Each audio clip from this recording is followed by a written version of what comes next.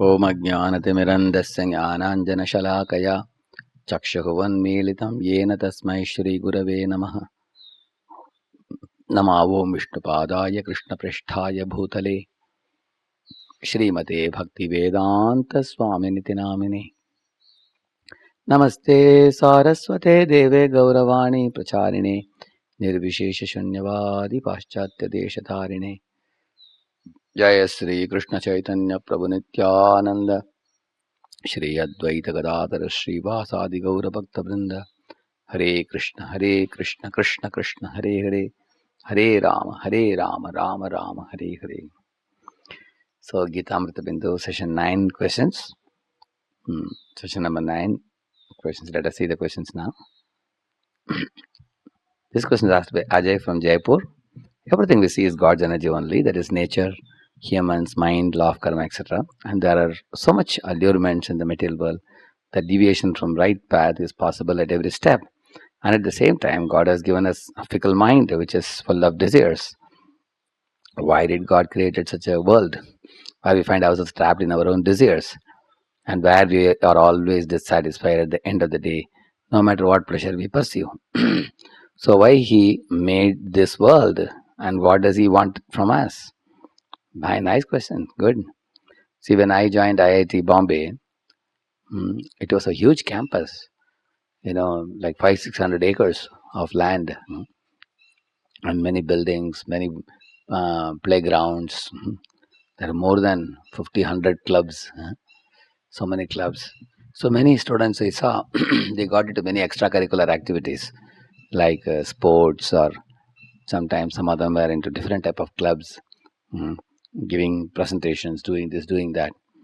And some of them actually, because of getting distracted with various things, they started failing in some papers, and they could not clear the exams and everything.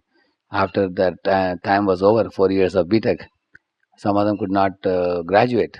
It became 6 years, 7 years. Like one boy got NFT, not fit for technical education. So now, can you blame the IIT? Why are you keeping so many allurements here? See, you're keeping playing tournaments. There is a cinema theater. There's a swimming pool. So many boys, girls are studying there, and they are roaming in bikes. So, can a boy complain to IIT that these are all distracting me from my goal of studying and graduating from the college? You can't.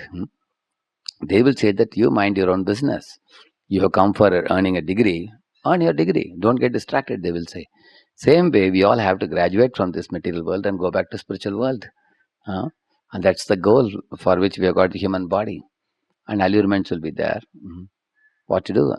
The allurements will not affect us, provided we are very nicely studying the scriptures and chanting Hare Krishna and fixed up in our goal. Like, for example, you are going to the marketplace. There is a liquor shop. There is a meat shop. You don't go to the liquor shop and shout there, why are you guys selling liquor? Hey, why are you selling meat? I'm getting tempted. Do you say that? No, because that's not your goal. You know very well. You may have to go to the marketplace, cross through them, and then you may go to one stationery shop where you may buy some books. So your target is clear for you. So you stick to your target, stick to your goal.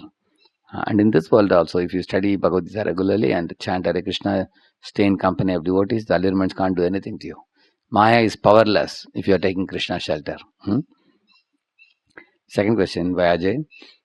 We know that we have to tolerate repercussions of our bad deeds. Do we live happily forever if we do good karma? What is the concept of rising above papa and punya? Actually, if you do punya, you can be happy for some time, as long as you reap the punya. Purva janma arjita punyam agre davati davati. But punya will also gradually get exhausted.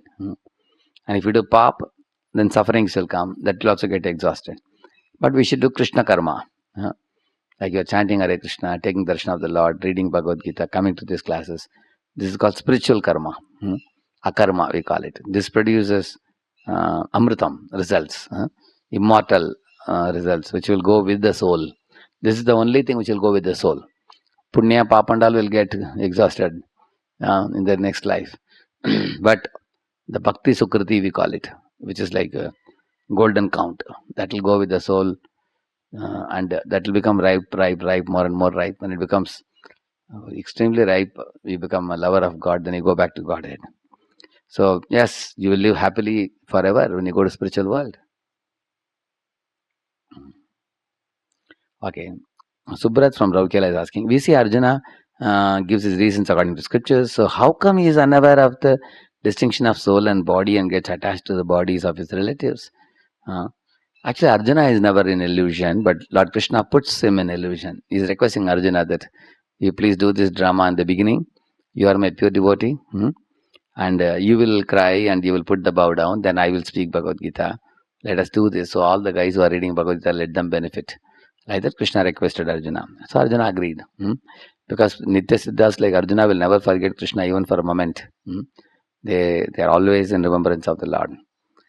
For our sake, Arjuna accepted that role. And then we see Arjuna is morally sound, but still gets in confusion before the war. Where does morality stand with respect to spirituality? Actually, Arjuna's confusion is actually to help us understand our confusions. Like, for example, one boy was chanting Hare Krishna, then he went home, and all his mother, father, uncle, aunt, they were all watching TV.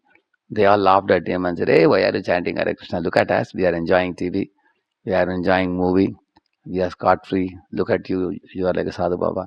Then he stopped chanting. He said, "Prabhuji, it's moral for me because they all are ridiculing me, so I gave up my 4 rounds."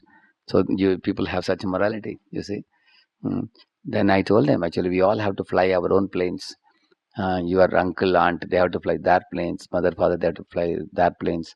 Nearby friends, they have to fly their planes. Now, when the corona came, whoever got corona, you all know that they were taken to hospital. Some of them survived, some couldn't survive. When it comes to survival of our body, nobody else can. They can give little help, but ultimately, it's in God's hands. So, therefore, one should study the Bhagavad Gita to know what is moral. The definition of morality is like the standard morality means that morality by which Lord Krishna is pleased. So that's what Krishna told Arjuna. If you please me and fulfill my instruction I am telling you, then your life will be perfect. Very simple. Because why? Because Krishna is Bhagavan. Where Vyasa is writing Bhagavad Gita, it is not his Bhagavad Gita. He is writing what Bhagavan is speaking. So Bhagavan means he is a master of Ananta Koti Brahmandas, millions of universes. He creates, he maintains. You can see the sun rising in the east, setting in the west, moon rising, the stars are twinkling, the clouds are showering, the grains are growing. So all these things is making happen. He is Bhagavan, by whose order everything is happening. So we have to take his instruction seriously. Then all confusion will be gone. How to communicate with Krishna in times of need and choices? Often we see guidance and direction. Due to prayer mistakes, we are not able to rely upon ourselves. How can we communicate with Krishna and receive his guidance and show our love towards Krishna? Very good question, Suyesh. Suyesh Agarwal from Kolkata. You should have a mentor on behalf of Krishna who will help you in the beginning stage until you come to a stage where Lord in your heart, Krishna is only expanded as Lord in your heart. You'll be able to hear him speak and you can present your questions to him. He will clarify your doubts. But that's very advanced stage. At this stage, you need a mentor. You are in Calcutta, you can go to the Raja Rahat. There is a ISKCON temple there. Acharya Temple is the leader there. And also there is one more temple in Minto Park. So you can go and take advantage of the association of devotees there. And they'll give you a mentor. Or if you are far away from there and you don't have a mentor, you can connect with us. Go to www.live.radheshyamdas.com. If you go inside, there is a button, request for a mentor. You click it, they'll give you a mentor. Okay, Sajan Ahmedabad is asking how to control mind and how to progress in bhakti. By chanting Hare Krishna, mind will gradually come under control. You will see that. We all have experience. I am doing chanting Hare Krishna for the last 30 years. Mind gradually gets calmer and calmer and you can concentrate very nicely. And progressing bhakti is started by chanting Hare Krishna. 5 things you have to do: ABCD, associate with devotees, read Bhagavad Gita, chant Hare Krishna, eat only prasadam. Whatever you eat, offer to Lord and eat. And also have some seva engagements in seva. These 5 things if you do, you are progressing nicely. And Abhishek Mittal Prabhu Hyderabad is asking, how should we classify the acts of soldiers who fought from Pandava's side?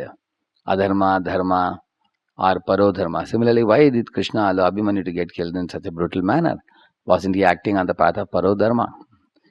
Actually, all the Pandavas are acting on behalf of, acting for the side of Krishna. So naturally, they are following Parodharma, ultimate dharma they are following. And Abhimanyu actually was son of Soma, who is the moon god. Somadeva, his son only became Abhimanyu here. But Somadeva put one condition before the Mahabharata, everything started. He said, I am ready to give my son to play this role, but he should return back to me by 16 years of age. And with that agreement, he was allowed to come. So he came like on duty. When he was in the battlefield, he was 16 years old. So he had to return back to his father. Therefore, Krishna arranged it in such a way that he will leave the body gloriously. 7 Maharathis were required to defeat him. You can imagine. And then he went back to his father. That was the purpose for which he was asked to quit at that time. In a particular situation, how to distinguish between dharma and parodharma? And similar question, how to identify dharma and parodharma in day-to-day life? So Anita Mahanti and Bhubaneswar and Shilpi Jain, Calcutta, both are asking. Good question. So very simple formula, I'll tell you. What is parodharma? Anukulyasa sankalpa pratikulyasa varjanam. Whatever is favorable for Krishna consciousness is parodharma. Whatever is unfavorable, it is, not parodharma. For example, I'll tell you. Say one of your friends is telling you, hey, take this gulab jamun. You may ask, is it prasadam? They say no. Sorry, then I cannot take it. I only take what is offered to Krishna first. You say like that. Somebody is calling, chalo, we are going. But where are we going? Are we going to temple? Are we going to movie? If they say we are going to that movie, adult movie, something, sorry. I'm not, I have to study my subjects or I have to go elsewhere. So if it is not favorable to Krishna consciousness, you say no to it. If it is anukul, favorable, you say yes to it. So then it will become very easy for you. That means yes to Krishna and no to Maya. That is parodharma. Very simple. And dharma means it's a platform of morality. For example, somebody is very good to their parents, taking the luggage of the parents. Somebody is helping some blind man to cross the road. Somebody is seeing a beggar, they are giving him a coin. These are all moral activities, which is very nice. But that moral activities will not take us out of this world. It will not liberate us. But parodharma will liberate us beyond this world. Therefore, we are all learning parodharma while studying Bhagavad Gita. All right? So, mundane dharma or ordinary dharma is done on our account. Parodharma is done on Krishna's account. Just like a cashier is working on behalf of the bank. So, the money is not his. He is doing it for the bank. Soldier is working on behalf of the nation. Right now? In the same manner, if we act on behalf of Krishna, for Krishna's pleasure, on behalf of Krishna, then parodharma. And parodharma is actually done on the platform of love. It's very advanced stage. Like for example, we only savai pumsam parodharmo yato bhakti radokshaje ahetukya pratihata yayatma suprasidati. This verse is in Srimad Bhagavatam, 1 to 6. Very beautiful verse. 1.2.6 Bhagavatam. So this verse says that parodharma means you render seva to Krishna without any expectation in return. You simply out of love you offer. And apratikata, in such a seva there is no interruption. You continuously do that, and year after year, life after life, we want to. Actually, you may ask, really, you have to keep on serving and you won't give anything? No, it's not like that. Arjuna is rendering service to Krishna. Krishna becomes his charioteer. Sudama is rendering service to Krishna. Krishna is giving him hundreds of servants and servant maids and house and everything without even his asking. Krishna is a highly reciprocative Lord. But we have to approach him out of love and out of devotion rather than using him like an order supplier. That is parodharma. Riya Gandhi from Kanpur asking, Prabhu ji मेरा यह सवाल है कि अगर आपस में पति पत्नी में सच्चा प्यार हो तो क्या 7 जन्मों का साथ होता है? क्या अगले जन्म में एक दूसरे को मिलेंगे? यदि मिलते हैं तो क्या एक दूसरे को पहचान पाते हैं? अच्छा प्रश्न पूछा आपने। देखिए, इस जन्म में भगवान के आदेश अनुसार हर एक जीव किसी परिवार में जन्म लेता है, किसी के साथ जुड़कर विवाह होता है, और विवाह होकर उनका बच्चे होते हैं, वो बड़े होते हैं, जीवन भर रहते हैं। और एक समय पत्नी, पति, बच्चे एक एक करके वो लोगों का शरीर अलग अलग समय पर छूटता है और वो लोग अलग अलग स्थानों में जाते हैं। एक उदाहरण दिया है भागवत में, यथा प्रयान्ति संयान्ति स्रोतो वेगेन बालुकाः संयुज्यन्ते वियुज्यन्ते तथा कालेन देहिनः। जैसे कभी पेड़ के पत्ते नदी में गिरते हैं, नीचे नदी के पानी में, और ऐसे 4-5 पत्ते साथ में आते हैं और ये साथ में जाते हैं और उसके बाद वो बिछुड़ जाते हैं अलग अलग दिशा में जाकर और कुछ पत्तों के साथ एक झुंड में जुड़ जाते हैं। ऐसे इसी तरह आत्मा भी दुनिया में आता है, एक परिवार के रूप में रहता है, वो परिवार से छूट जाता है, दूसरे परिवार में जाता है, तीसरे में, चौथे में। अगर आपकी इच्छा हो कि पति पत्नी दोनों हमेशा के लिए साथ रखे तो दोनों को हरे कृष्ण मंत्र करके भगवत धाम लौट जाना चाहिए, क्योंकि पति भी जाएगा, पत्नी भी जाएगी, दोनों गोलोक में साथ में रहेंगे राधा कृष्ण के साथ, भगवान के साथ। तो इसलिए हमारे सब परिवार वालों को हम भगवान की भक्ति में जोड़ देना चाहिए, क्योंकि एक बार शाश्वत धाम में हम चले गए तो हम कभी बिछड़ नहीं जाएंगे, सदा साथ में शाश्वत काल के लिए रहेंगे हम। करेक्ट है ना? लेकिन हम लोग अपने अपने स्वरूप में रहेंगे भगवत धाम में। शायद आप पहचान नहीं पाएंगे कि ये मेरे पति है, मेरे पत्नी है, ऐसे, लेकिन हम उधर एक दूसरे को मिलेंगे और भगवान के भक्ति में साथ में रहने के कारण उधर बुढ़ापा नहीं है, व्याधि नहीं है, मृत्यु नहीं है, परम आनंद है उधर। तो उस दुनिया में पहुंचने के लिए अब हरे कृष्ण मंत्र कीजिए, गीता पढ़िए, प्रसाद पाइए। ठीक है? Subrat Raurkela. Bhishma explains Duryodhana about the supremacy of Krishna, which means he knows who Krishna is. Then why did he not surrender? Good question. You see, Bhishma is also Krishna devotee only, like Pandavas. But when Lord Krishna came to this world, he told Pandavas, you be on this side, Bhishma, you go on that side. Bhishma said, but Lord, I am also your devotee. Lord said, you are my devotee, but I am developing a desire to enjoy some stunt scene with you. Lord also enjoys stunt, which is called Virya Ras, we call it. There are 5 primary rasas, Shant, Dasya, Sakya, Vatsalya, Madhurya. And 7 more secondary rasas are Bibhatsa Ras, Raudra Ras. One of them is Virya Ras. Virya Ras means like a king sometimes appoints a wrestler with whom he fights, and all the queens are laughing.